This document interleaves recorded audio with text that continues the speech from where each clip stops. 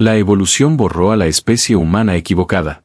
Un humano moderno arrojado al corazón de la Europa glacial moriría en cuestión de horas. Nuestros cuerpos están diseñados para la resistencia ligera y la eficiencia bajo un sol clemente, creados para correr largas distancias en sabanas cálidas. Carentes de refugios térmicos, nuestra piel delgada, nuestra falta de aislamiento natural y nuestros huesos frágiles se quebrarían ante el primer ataque de un invierno extremo. Sin embargo, en esos mismos paisajes despiadados, donde un solo paso en falso significaba la muerte inmediata entre tormentas cegadoras y bestias masivas capaces de destrozar un cuerpo de un solo golpe, otra especie humana establecía su dominio absoluto. Reinaron no durante una época breve, sino a lo largo de 300.000 años consecutivos. El contraste de esta cifra es verdaderamente abrumador. La totalidad de nuestra historia humana registrada, desde las primeras ciudades erigidas con barro hasta las metrópolis de acero contemporáneas, abarca apenas 5.000 años. Nosotros llevamos una fracción diminuta de tiempo respirando en este planeta, viviendo dentro de un periodo de inusual paz climática. Aquellos antiguos habitantes, por el contrario, enfrentaron un ciclo interminable de cataclismos gélidos, cruzando territorios infinitos, soportando las glaciaciones más extremas que este mundo ha desatado. La narrativa moderna los ha pintado injustamente como seres salvajes, criaturas rudimentarias de mente torpe. Esa visión es una completa mentira nacida de nuestra propia arrogancia evolutiva. Ellos no eran un borrador imperfecto de la humanidad. Eran máquinas biológicas de altísima precisión, diseñadas para el impacto físico directo, para ejercer una fuerza descomunal y para soportar castigos corporales que destruirían a cualquier ser humano de la actualidad en un instante. Nosotros somos, en realidad, la especie vulnerable de la historia. Ellos eran los reyes indiscutibles de la era de hielo. Entender la inmensidad de su reinado cambia por completo todo lo que creemos saber sobre el éxito biológico. Bienvenidos a la época del cosmos. En este espacio revelamos los misterios ocultos de nuestra existencia y las verdades silenciadas por el tiempo.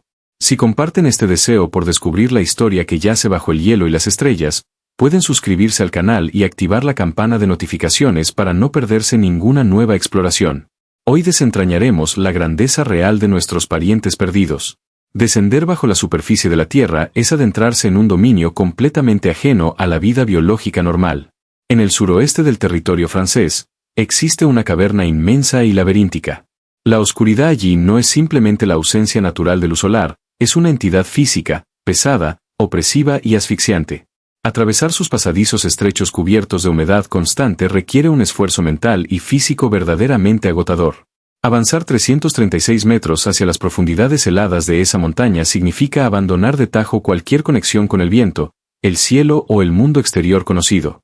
Ningún rayo de claridad ha tocado jamás esas galerías escondidas en la roca. Es el reino absoluto del silencio, interrumpido únicamente por el eco eterno del goteo del agua sobre la piedra inmutable. En ese abismo negro, lejos de cualquier mirada humana contemporánea, un grupo de exploradores subterráneos halló algo que destrozó instantáneamente todos los paradigmas de la historia evolutiva que habíamos establecido con tanta seguridad. Al iluminar una cámara profunda y aislada, las linternas revelaron una anomalía geológica y arquitectónica imposible de asimilar a simple vista. El suelo irregular de la caverna estaba cubierto por cientos de estalagmitas arrancadas de raíz. No estaban esparcidas al azar por un colapso geológico fortuito o un terremoto de milenios pasados. Alguien las había quebrado desde la base de manera deliberada, calculando el tamaño preciso, y las había transportado con esfuerzo extremo para construir estructuras geométricas sumamente complejas.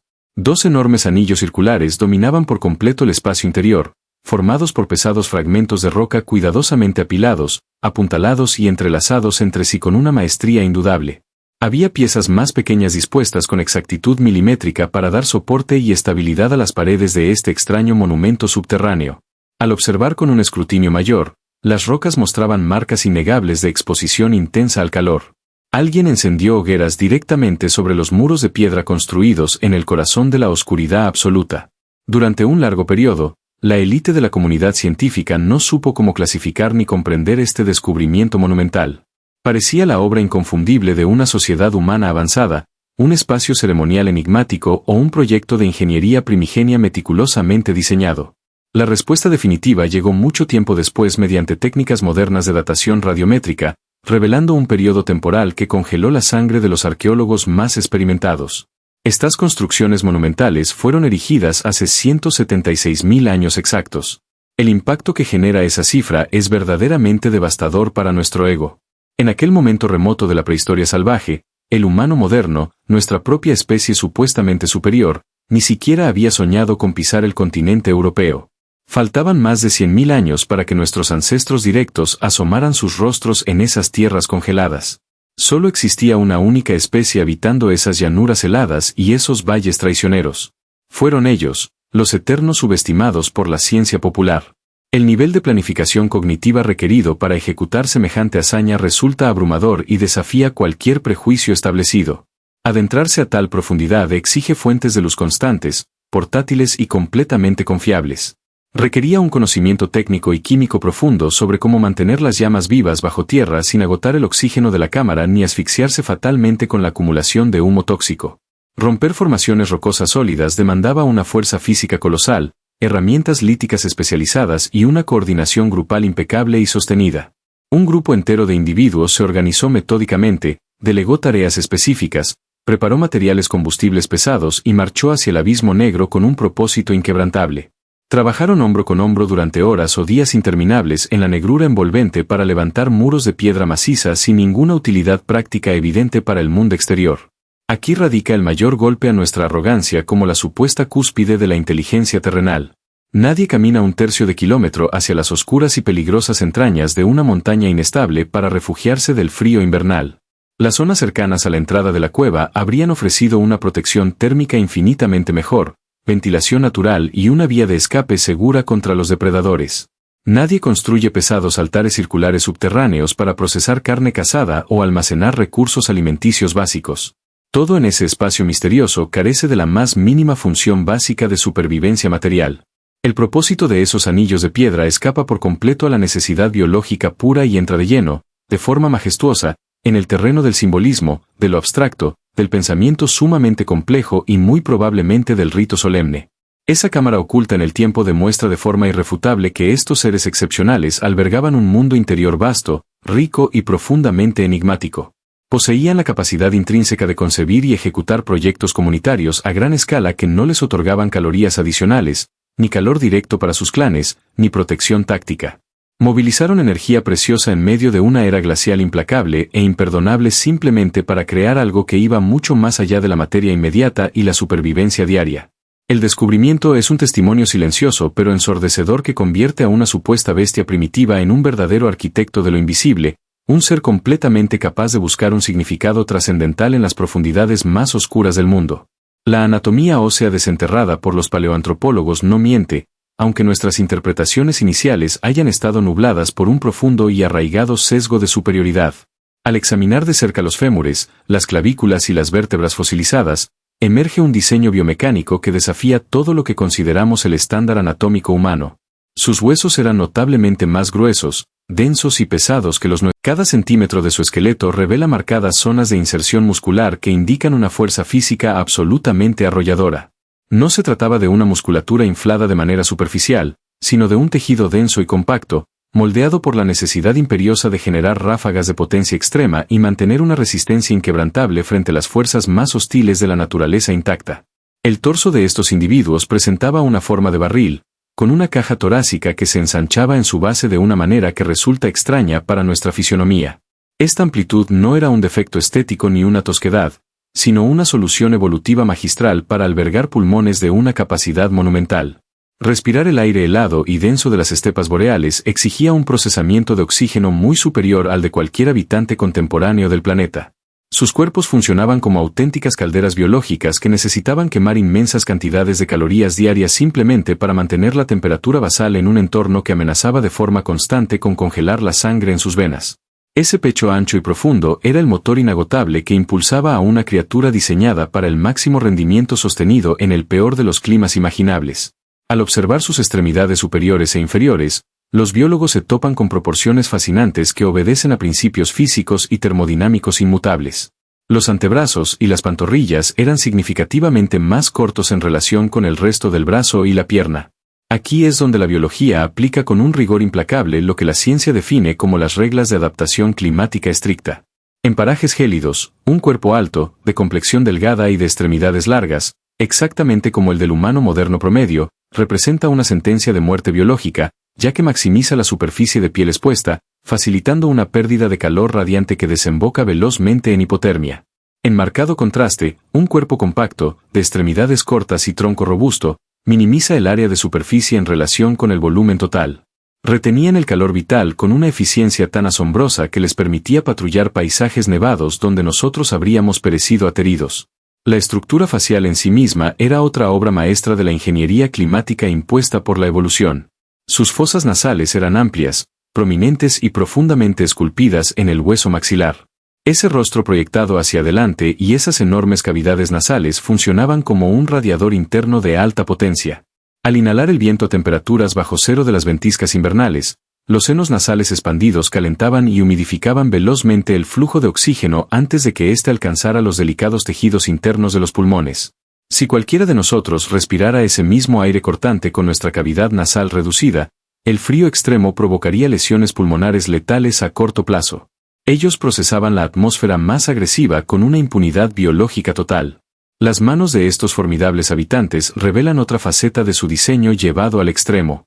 Las falanges eran inusualmente anchas y las puntas de los dedos poseían una superficie de apoyo excepcional para los tendones. La estructura de la muñeca demuestra que poseían un agarre natural capaz de triturar los huesos de la mano del atleta más fuerte de nuestra era moderna. Requerían esa fuerza prensil devastadora no solo para tallar piedra dura y fabricar herramientas, sino para sujetar armas de madera maciza y conducirlas a través de la piel coriácea y el músculo tenso de bestias colosales. Sus brazos estaban sometidos a cargas de tensión asimétrica repetitiva, dejando surcos en el tejido óseo que hoy solo observamos en individuos sometidos a labores de fuerza sobrehumana durante toda una vida. Sin embargo, el verdadero y definitivo golpe letal a nuestros anticuados prejuicios reside oculto en la arquitectura de su cráneo. Durante generaciones, la cultura popular y los académicos sesgados los caricaturizaron como bestias de frente huidiza y mente vacía. La medición exacta mediante tecnología tridimensional de las cavidades craneales fosilizadas destroza esa falacia de forma categórica y humillante para nosotros. El volumen cerebral promedio de un humano moderno ronda los 1330 centímetros cúbicos. El volumen encefálico de aquellos señores del hielo variaba habitualmente entre 1200 y alcanzaba cumbres de hasta 1750 centímetros cúbicos en numerosos especímenes masculinos recuperados. La realidad anatómica indica que albergaban cerebros más grandes que los nuestros. Aunque el tamaño absoluto no dicta por sí solo la brillantez, el hecho biológico de sustentar un órgano tan masivo y metabólicamente costoso anula por completo cualquier teoría de inferioridad mental. La evolución jamás habría permitido mantener un cerebro que consumiera el 20% de la energía corporal total durante cientos de miles de años si éste no otorgara una ventaja intelectual suprema. Ese cerebro monumental procesaba información sensorial compleja en fracciones de segundo, decodificaba el comportamiento migratorio de manadas enteras a través de continentes cambiantes, elaboraba estrategias de emboscada letales y sustentaba la intrincada red neuronal necesaria para sobrevivir a un planeta empeñado en erradicarlos. Poseían cuencas oculares gigantescas, alojando ojos que absorbían mucha más luz que los nuestros. Esa visión amplificada estaba perfectamente sincronizada con sus enormes cortezas visuales cerebrales, adaptada de manera sublime a las largas noches del crudo invierno boreal y a los días perpetuamente grises y cubiertos por nubes de hielo. Distinguían siluetas, acechaban presas y detectaban depredadores en una penumbra donde un humano actual caminaría en ceguera total. Eran, desde la densidad de su médula ósea hasta la inmensidad de su lóbulo occipital, el triunfo absoluto y definitivo de la carne sobre el frío eterno. La brutalidad del entorno exigía un tributo constante de sangre y dolor. Caminar por las estepas heladas significaba compartir el territorio con titanes colosales. Los bosques y las llanuras estaban dominados por bestias gigantescas, criaturas enormes que ignoraban por completo la fragilidad de la carne bípeda.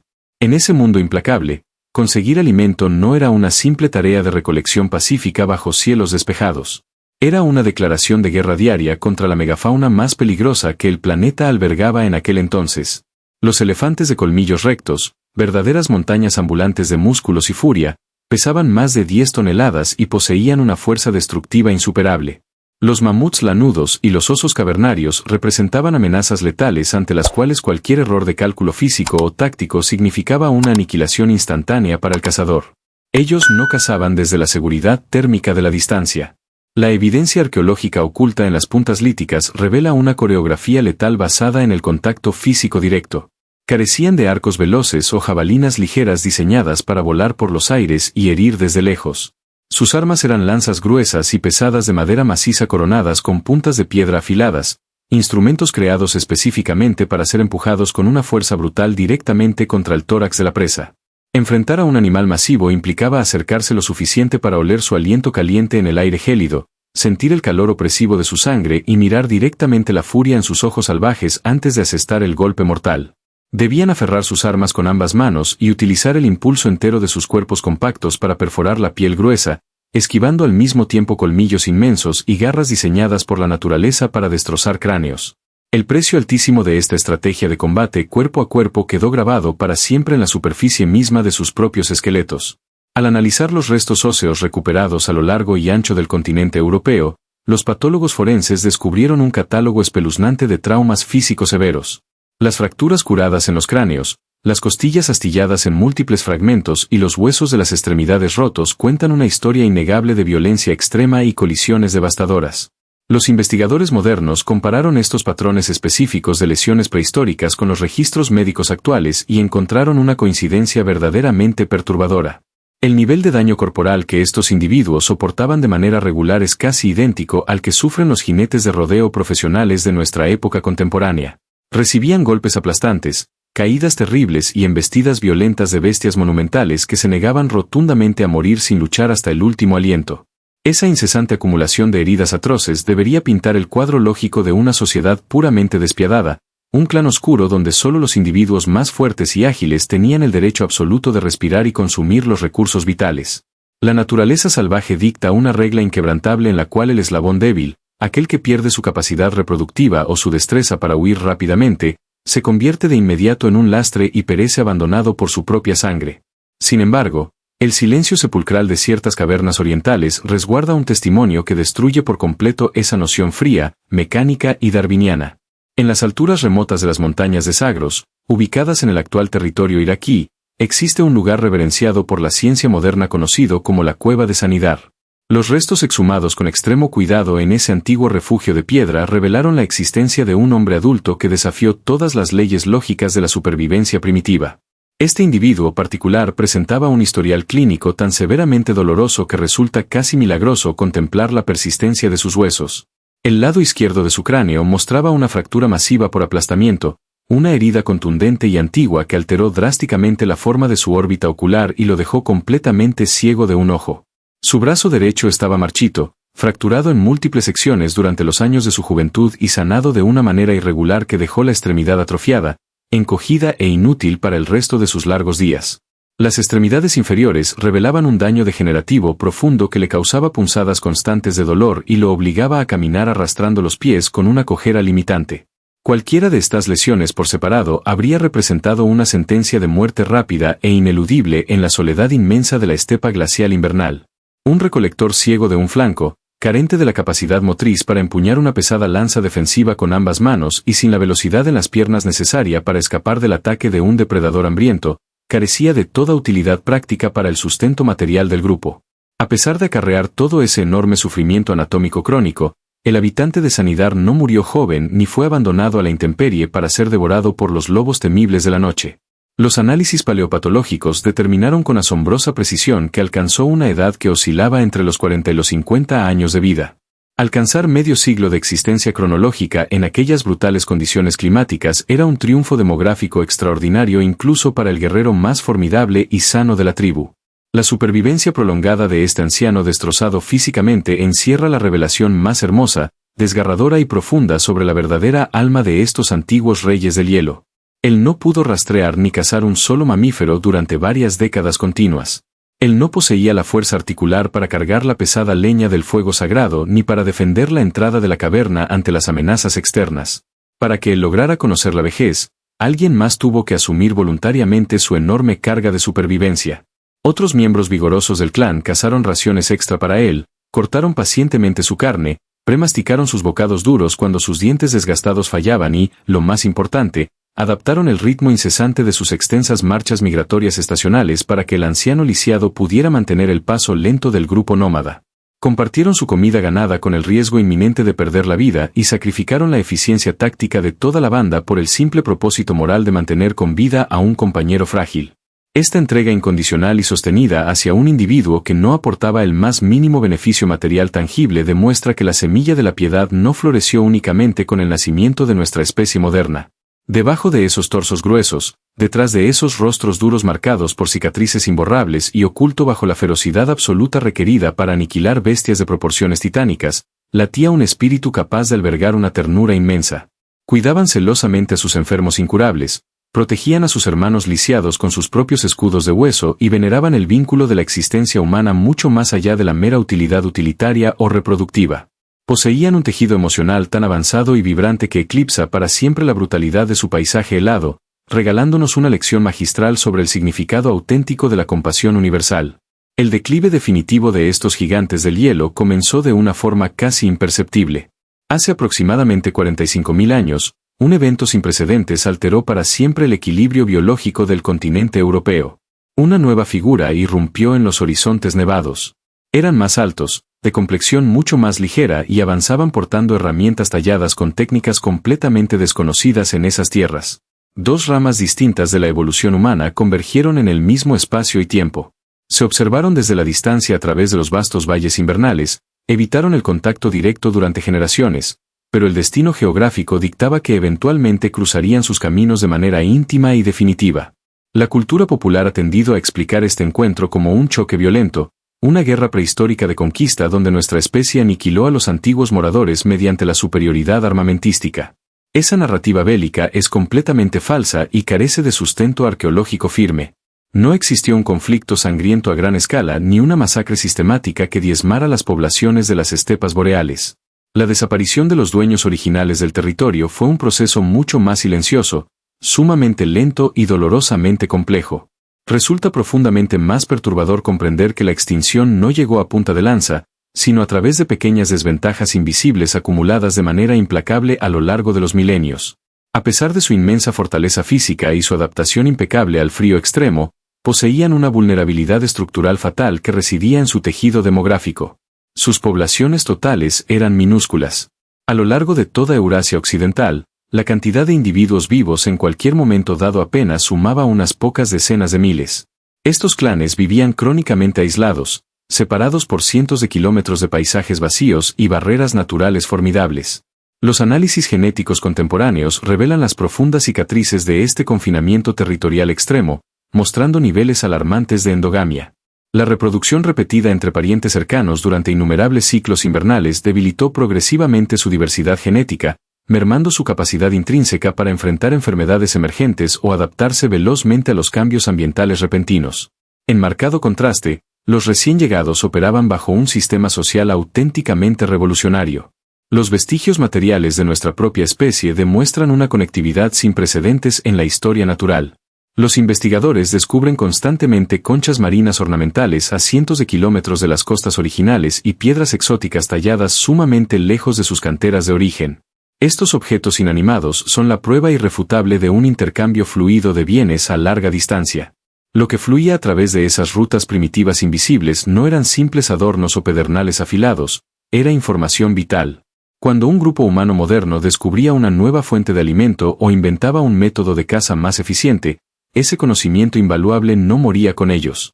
La innovación viajaba de tribu en tribu, cruzaba ríos caudalosos y atravesaba montañas imponentes, creando por primera vez una mente colectiva de alcance expansivo.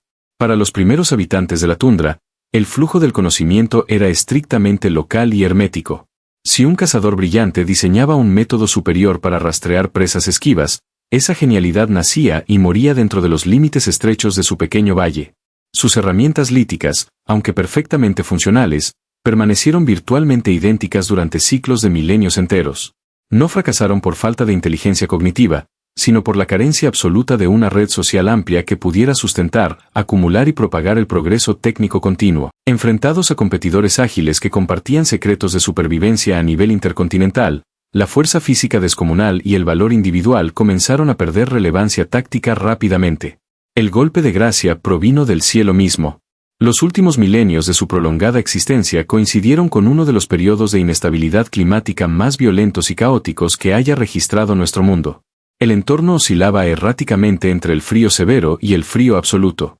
Los grandes glaciares avanzaban devorando praderas nutritivas y luego retrocedían súbitamente, alterando de forma radical las rutas migratorias de los inmensos rebaños de herbívoros esenciales. Sobrevivir en medio de ese caos ecológico vertiginoso requería una flexibilidad de adaptación extrema. Exigía la capacidad inédita de cambiar de dieta en una sola generación, de inventar nuevas formas de abrigo sobre la marcha y de coordinar movimientos migratorios masivos basados en información compartida de territorios lejanos. Lentamente, las ventajas numéricas y organizativas de los intrusos comenzaron a monopolizar los recursos naturales menguantes.